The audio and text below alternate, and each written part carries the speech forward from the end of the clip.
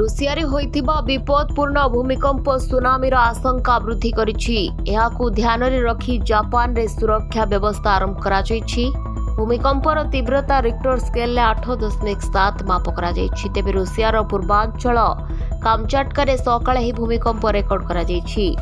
କାମଚାଟକାରେ ହୋଇଥିବା ଭୂମିକମ୍ପ ସମୁଦ୍ର ତଳେ ହୋଇଥିଲା, ଯାହାଫଳରେ ଉପକୂଳବର୍ତ୍ତୀ ଅଞ୍ଚଳରେ ପ୍ରବଳ କ୍ଷୟକ୍ଷତି ହେବାର ଆଶଙ୍କା କରାଯାଉଛି।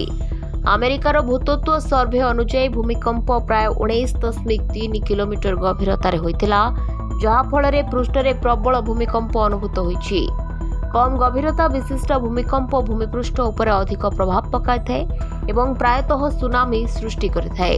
ତେବେ ବିଶେଷଜ୍ଞଙ୍କ ମତରେ ଏହି ଅଞ୍ଚଳକୁ ଟେକ୍ଟୋନିକ୍ ପ୍ଲେଟ୍ ଧକ୍କା ପାଇଁ ପୂର୍ବରୁ ଏକ ସମ୍ବେଦନଶୀଳ ଅଞ୍ଚଳ ଭାବରେ ବିବେଚନା କରାଯାଉଛି। ଭୂମିକମ୍ପ ଖବର ଆସିବା ପରେ ଜାପାନ ପାଣିପାଗ ସଂସ୍ଥା ତୁରନ୍ତ ଏକ ଚେତାବନୀ ଜାରି କରି କହିଛି କି 1 ମିଟର ଉଚ୍ଚ ତରଙ୍ଗ ଜାପାନର ଉପକୂଳବର୍ତ୍ତୀ ଅଞ୍ଚଳକୁ ପହଞ୍ଚିପାରେ। ଆମେରିକାର ସୁନାମି ସତର୍କତା କେନ୍ଦ୍ର ମଧ୍ୟ କହିଛି କି ଆଗାମୀ 3 ଘଣ୍ଟା ମଧ୍ୟରେ ରୁଷିଆ ଏବଂ ଜାପାନର କିଛି ଅଂଶରେ ବିପଦପୂର୍ଣ୍ଣ ଲହରୀ ପହଞ୍ଚିପାରେ। ଫିଲିପାଇନ୍ସ, ମାର୍ଶାଲ ଦ୍ୱୀପପୁଞ୍ଜ, ପାଲାଉ ଭଳି ଅନ୍ୟାନ୍ୟ ପ୍ରଶାନ୍ତ ମହାସାଗରୀୟ ଦ୍ୱୀପପୁଞ୍ଜଗୁଡ଼ିକରେ ମଧ୍ୟ ମୃଦୁ ଲହରୀ ଅନୁଭୂତ ହେବାର ସମ୍ଭାବନା ରହିଛି। ସେପଟେ ଜାପାନର ପ୍ରଧାନମନ୍ତ୍ରୀ ଶିଗେରୁ ଇଶିବାଙ୍କୁ ତୁରନ୍ତ ପରିସ୍ଥିତି ବିଷୟରେ ସୂଚନା ଦିଆଯାଇଥିଲା ଏବଂ ସେ ଏକ ଜରୁରୀକାଳୀନ ବୈଠକ ଡକାଇଥିଲେ। ସରକାର ଯୁଦ୍ଧକାଳୀନ ଭିତ୍ତିରେ ରିଲିଫ୍ ଏବଂ ଉଦ୍ଧାର କାର୍ଯ୍ୟ ଆରମ୍ଭ କରିଛନ୍ତି। ରିପୋର୍ଟ ଦିନଲିପି ଲାଇଭ୍।